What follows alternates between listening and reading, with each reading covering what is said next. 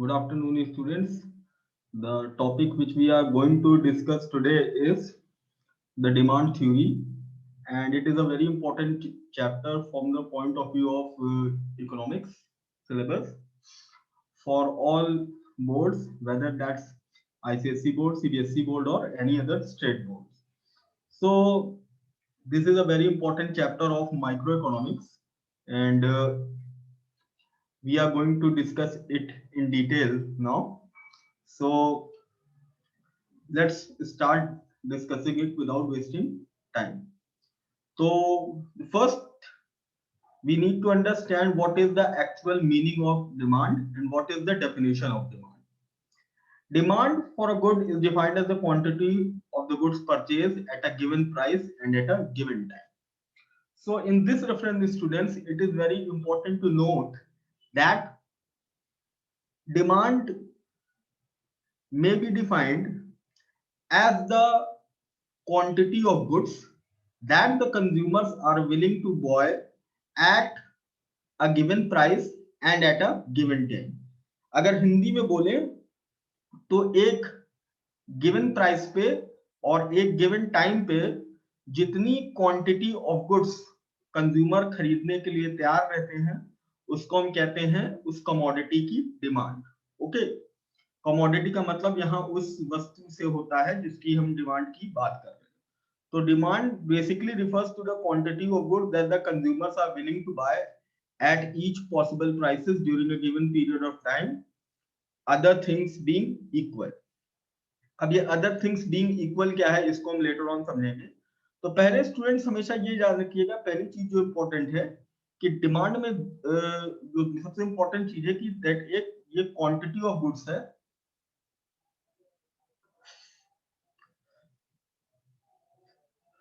जो कंज्यूमर्स खरीदने के लिए तैयार रहते हैं मार्केट में एक गिवन प्राइस पे और एक गिवन टाइम पे. यानी डिमांड हमेशा जो होती है एक गिवन प्राइस पे होती है और एक गिवन टाइम पे होती है. ठीक, ये ध्यान रखिएगा. और इन दो चीजों का बहुत ही इंपॉर्टेंट सिग्निफिकेंस है इसके कॉन्सेप्ट में. तो demand is always at a given price and at a given time. And what is demand? It is basically the quantity of goods that the consumers are willing to purchase at a given price and at a given price at a given time. Okay, आगे बढ़ते हैं. अब हम discuss करेंगे कि basically कौन से ऐसे फैक्टर्स होते हैं जो प्रोडक्ट की डिमांड को अफेक्ट करते हैं. ओके स्टूडेंट्स, बुक्स में इसको काफी डिटेल में भी दिया रहता है क्योंकि ये पावर पॉइंट प्रेजेंटेशन है, इसमें मैं आपको शॉर्ट में समझाने की कोशिश करूंगा. हम ईच फैक्टर को डिस्कस करेंगे कि कौन कौन से फैक्टर्स हैं जो डिमांड को अफेक्ट करते हैं. तो अगर हम फैक्टर्स अफेक्टिंग डिमांड बात करें स्टूडेंट, तो कौन से ऐसे फैक्टर्स हैं जो डिमांड को अफेक्ट करते हैं, तो उसमें सबसे बड़ा जो फैक्टर है जो किसी भी प्रोडक्ट की डिमांड को अफेक्ट करता है वो होता है उसका प्राइस. ओके, तो प्राइस तो भाई अगर बढ़ेगा तो प्रोडक्ट की डिमांड कम होगी या जब बढ़ेगा तो प्रोडक्ट की डिमांड ज्यादा होगी या कम होने पे डिमांड बढ़ेगी. तो ये तमाम चीजें जो होती है, प्राइस अपने आप में एक सबसे बड़ा फैक्टर होता है जो प्रोडक्ट की डिमांड को अफेक्ट करता है. Okay, price is one of the most important factors which affects the demand for a commodity in the market. दूसरा है इंपॉर्टेंट फैक्टर जो अफेक्ट करता है वो है इनकम ऑफ द कंज्यूमर, यानी कंज्यूमर की इनकम. क्योंकि इनकम का भी काफी रोल है स्टूडेंट्स डिमांड में. अगर कंज्यूमर की इनकम बढ़ती है तो हो सकता है उसकी डिमांड बढ़ जाए, या कंज्यूमर की इनकम बढ़ने से किसी प्रोडक्ट की डिमांड कम भी हो सकती है. ठीक, तो दोनों पॉसिबिलिटीज होती हैं. तो अभी हम सिर्फ फैक्टर्स की बात कर रहे हैं. तो कंज्यूमर की इनकम भी एक ऐसा फैक्टर है जो किसी भी प्रोडक्ट के डिमांड को अफेक्ट करती है. तीसरा है जो फैक्टर है, जो इंपॉर्टेंट फैक्टर है जो अफेक्ट करता है डिमांड को, वो है price of related goods and services. Price of related goods and services की बात कर लेंगे स्टूडेंट, कि जैसे आप एग्जांपल ले लीजिए कि रिलेटेड गुड्स क्या होते हैं, जो तुम बाद में डिफाइन करेंगे इस चैप्टर में कि व्हाट आर रिलेटेड गुड्स। जैसे कि यहाँ मैं आपको एग्जांपल दे सकता हूँ कि जैसे हमारे पास टी और कॉफी है, तो लोग चाय भी पीते हैं, कॉफी भी पीते हैं। तो अगर मान लीजिए कि कॉफी की प्राइस बढ़ जाएगी, तो बहुत सारे ऐसे कंज्यूमर हैं जो कॉफी पीना छोड़ के चाय पीने लग जाएंगे। तो रिलेटेड गुड्स, जैसे मैंने यहाँ पे आपको एग्जांपल दिया चाय और कॉफी का, तो रिलेटेड गुड्स की भी प्राइस में चेंज होने से किसी भी प्रोडक्ट की डिमांड इंक्रीज या डिक्रीज कर सकती है। ठीक, दूसरा है, चौथा जो फैक्टर है वो है कंज्यूमर के एक्सपेक्टेशंस क्या है।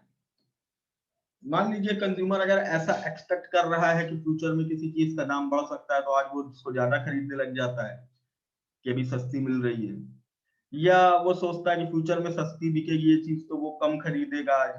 तो कंज्यूमर के जो एक्सपेक्टेशन है स्टूडेंट्स, वो भी काफी हद तक डिमांड को अफेक्ट करते हैं, याद रखिएगा। ठीक, तो चार हम डिस्कस करेंगे, price of the goods and services, consumers income, तीसरा है price of related goods and services, चौथा हमने डिस्कस किया कंज्यूमर एक्सपेक्टेशंस, और पांचवा है कंज्यूमर का टेस्ट और प्रेफरेंसेस। टेस्ट एंड प्रेफरेंस जो कंज्यूमर के होते हैं स्टूडेंट्स, वो भी काफी हद तक किसी भी प्रोडक्ट की डिमांड को अफेक्ट करते हैं मार्केट में। अगर कंज्यूमर को कोई चीज पसंद आ रही है, कोई चीज फैशन में चल रही है, ठीक, तो उसकी डिमांड ज्यादा होती है। कोई चीज ऐसी है कि जिसको कंज्यूमर को मार्केट में नहीं पसंद आ रही है, या फिर वो उसको नहीं खरीदना चाहता, या उसमें इंटरेस्टेड नहीं है, तो इन दैट केस उसकी डिमांड क्या होती है, कम हो जाती है। तो कंज्यूमर का टेस्ट एंड प्रेफरेंसेस भी एक बहुत इंपॉर्टेंट फैक्टर है जो किसी भी प्रोडक्ट की डिमांड को अफेक्ट करते हैं, याद रखिएगा। नेक्स्ट है इस चैप्टर में, अब हम डिस्कस करेंगे कि what is the law of demand, जो इस चैप्टर का मेन थीम है। Law of demand basically students एक रूल है, एक लॉ है, इकोनॉमिक्स लॉ है, बहुत ही इंपॉर्टेंट और बेसिक और फंडामेंटल लॉ है डिमांड का, जो एक बहुत ही इकोनॉमिक थ्योरीज में बहुत इंपॉर्टेंट माना जाता है और बहुत बेसिक और फंडामेंटल लॉ है। इस चैप्टर को जो हम डिमांड सील पढ़ रहे हैं, इसमें इस चैप्टर का ये मेन थीम है। This is the main theme of the chapter. Now what does the law of demand say? Law of demand basically students क्या करता है कि प्राइस में और क्वांटिटी डिमांडेड में रिलेशनशिप को एक्सप्लेन करता है कि डिमांड और प्राइस, यानी डिमांड ऑफ अ कमोडिटी और प्राइस ऑफ अ कमोडिटी में रिलेशन क्या हो, ये उसको एक्सप्रेस करने की कोशिश करता है। लॉ ऑफ डिमांड ये कहता है कि अगर प्राइस बढ़ेगा तो डिमांड कम हो जाएगी, और अगर प्राइस कम होगा तो डिमांड बढ़ जाएगी। ठीक, तो प्राइस बढ़ेगा तो डिमांड कम होगी, प्राइस कम होगा तो डिमांड बढ़ेगी। तो यानी लॉ ऑफ डिमांड यहाँ पे ये एक्सप्लेन कर रहा है, it is explaining that there is an existence of inverse relationship between the price and the quantity demanded. That means price और क्वांटिटी डिमांडेड में इनवर्स रिलेशनशिप होती है। इनवर्स रिलेशनशिप का मतलब नेगेटिव रिलेशनशिप। अगर एक चीज बढ़ेगी तो दूसरी चीज कम होगी, दूसरी चीज बढ़ेगी तो पहली चीज कम होगी। अगर डिमांड बढ़ेगी तो प्राइस कम होगा, ठीक, अगर प्राइस कम होगा तो डिमांड बढ़ेगी, प्राइस कम होगा तो डिमांड बढ़ेगी, और प्राइस बढ़ेगा तो डिमांड कम होगी। तो यानी एक तरीके से नेगेटिव रिलेशनशिप को शो कर रहा है।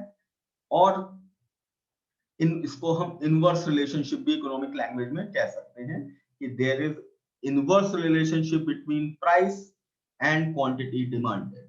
ओके, सो याद रखिएगा स्टूडेंट्स कि लॉ ऑफ डिमांड सिंपली क्या कहता है कि there is a inverse relationship between price and quantity demanded, यानी प्राइस और क्वांटिटी डिमांडेड में एक इनवर्स रिलेशनशिप को लॉ ऑफ डिमांड शो करता है। ठीक, तो ये है हमारा लॉ ऑफ डिमांड कि अगर प्राइस बढ़ेगा तो डिमांड कम होगी, और प्राइस कम होगा तो डिमांड बढ़ेगी। ओके, अब हम इस लॉ ऑफ डिमांड के स्टूडेंट्स एक डिमांड शेड्यूल के थ्रू समझने की कोशिश करते हैं, और एक डिमांड कर्व के थ्रू। ये जो डायग्राम इसको स्क्रीन पे आपको दिख रहा है, ठीक, दिस डायग्राम इसको मैं थोड़ा बोल्ड कर दे रहा हूं, ये शो कर रहा है, ये आप देख रहे हैं कि ये एक शेड्यूल है, यहाँ पे प्राइसेस हैं, यहाँ पे क्वांटिटी है, और यहाँ पे इनका मेजरमेंट किया गया है। यहाँ पे हमने प्राइस को मेजर किया है और यहाँ पे हमने क्वांटिटी को। इस चीज को हम कहते हैं, इस जो फिगर है इसको हम कहते हैं डिमांड शेड्यूल। डिमांड शेड्यूल क्या होता है कि वो डिफरेंट प्राइसेस पे जो क्वांटिटी डिमांडेड होती है उसको शो करता है, और इसी को जब हम ग्राफिकली प्लॉट करते हैं तो इसको हम कहते हैं डिमांड कर्व। ओके, तो पहले तो हम ये सोचे कि डिमांड शेड्यूल है क्या होता है, और उसी डिमांड शेड्यूल को जब ग्राफ पेपर पे हम प्लॉट करेंगे तो हमें डिमांड कर्व मिलेगी। ठीक, तो अगर स्टूडेंट्स यहाँ पे आप देखिए, यहाँ पे जो समझने लायक चीज है, यहाँ पे हमने प्राइस को मेजर किया है और यहाँ पे हमने quantity, we have measured price over here and quantity over here. Price जब 90 रुपीज है तो क्वांटिटी डिमांडेड 1 है। प्राइस जब 80 रुपीज है तो क्वांटिटी डिमांडेड कितनी हो गई है, 2। फिर जब प्राइस और कम हो रहा है, 70 रुपीज हो जा रहा है तो क्वांटिटी डिमांडेड हो रही है 3। प्राइस जब 60 रुपीज हो रहा है तो क्वांटिटी डिमांडेड है 4। प्राइस जब 50 रुपीज हो रहा है तो क्वांटिटी डिमांडेड है 5। प्राइस जब 40 रुपीज हो रहा है तो क्वांटिटी डिमांडेड है 6। प्राइस जब 30 रुपीज हो रहा है तो क्वांटिटी डिमांडेड है 7।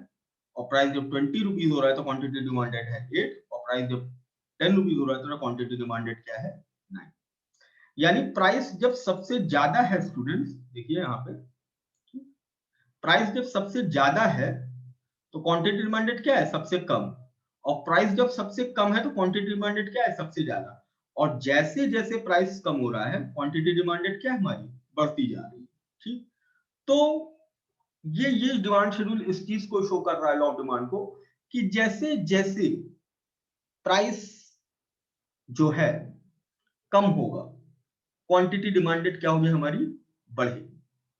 अगर इस चीज को हम डायग्राम के थ्रू समझना चाहें तो ये देखिए, जैसे ये क्या है, ये हमारे यहाँ क्या है, इस एक्स, ये यहाँ पे ओ एक्स एक्सिस है नीचे, यहाँ पे हमने क्या किया, क्वांटिटी डिमांडेड को मेजर किया है, और यहाँ पे हमने इस ओ वाई एक्सिस पे, इसको बुक्स में ओ एक्स और ओ वाई एक्स में मेजर, यानी हम इस एक्सिस पे हमने क्या किया है, प्राइस को मेजर किया। यानी इस एक्सिस पे हम क्या प्राइस को मेजर कर रहे हैं, और इस पे हमने क्या है, क्वांटिटी डिमांडेड को हमने मेजरमेंट किया है। जब 90 रुपीज प्राइस स्टूडेंट तो क्वांटिटी डिमांडेड कितनी, यहाँ पे देखिए ये गोला बना हुआ है, यहाँ पे प्लॉट करते जा रहे हैं, क्या है, 1 है, ये यहाँ पे 1 के सामने आप देखिए है। यानी प्राइस जब 90 रुपीज और क्वांटिटी डिमांडेड कितनी है, 1। प्राइस जब 80 रुपीज हुआ तो क्वांटिटी डिमांडेड कितनी हो गई है, 2। प्राइस जब 70 रुपीज हुआ है तो कितना, क्वांटिटी डिमांडेड कितनी हो गई है, 3। प्राइस जब 60 रुपीज हुआ है तो क्वांटिटी डिमांडेड कितनी हो गई है, 4। ओके, फिर 50 रुपीज हुआ तो 5, 40 रुपीज हुआ तो 6, और लास्ट में जब आप देखिए कि 20 रुपीज जब प्राइस है तो क्वांटिटी डिमांडेड कितनी है, 8। और इसको फर्दर भी आप बढ़ा सकते हैं, यहाँ पे अगर 10 रुपीज आ गया तो क्वांटिटी डिमांडेड कितनी हो जाएगी ना। तो ये हम डॉट्स बनाते चले जाते हैं, और ये नीचे इस सारे डॉट्स को जोड़ के जब हम जो कर्व बना रहे हैं, तो ये कर्व क्या है स्टूडेंट्स, ये बेसिकली डाउनवर्ड स्लोपिंग कर्व कहलाता है। ठीक, यानी हम ये कह सकते हैं, इस ये जो कर्व जो हमने बनाया है ये डिमांड कर्व कहलाता है, इसको हम डीडी कर्व भी कहते हैं। ठीक, डिमांड कर्व। और ये जो आप इसका स्लोप देख रहे हैं, ये डाउनवर्ड स्लोपिंग है। डिमांड कर्व जो होता है हमेशा डाउनवर्ड स्लोपिंग होता है। ये डाउनवर्ड स्लोपिंग कर्व इस चीज को शो कर रहा है कि प्राइस में, यहाँ पे प्राइस हमने जो देख रहे हैं, प्राइस में और क्वांटिटी में क्या है, इनवर्स रिलेशनशिप है। इनवर्स रिलेशनशिप का मतलब कि there is an existence of negative relationship, जैसे जैसे प्राइस कम होगा डिमांड बढ़ रही है। तो डिमांड कर्व हमेशा क्या होता है, एक डाउनवर्ड स्लोपिंग कर्व होता है। और डाउनवर्ड स्लोपिंग कर्व होने के साथ डिमांड कर्व ये भी रिप्रेजेंट करता है, ये डिपिक्ट कराता है कि प्राइस में और क्वांटिटी डिमांडेड में एक इनवर्स रिलेशनशिप है, और जैसे प्राइस कम होगा क्वांटिटी डिमांडेड इंक्रीज करेगी, और जैसे प्राइस बढ़ेगा क्वांटिटी डिमांडेड क्या होगी, डिक्रीज करेगी। ओके, तो यानी प्राइस और क्वांटिटी में ये डिमांडेड में ये इनवर्स रिलेशनशिप को शो करता है। ठीक, so this is all for today, more thing we'll be doing in the next video.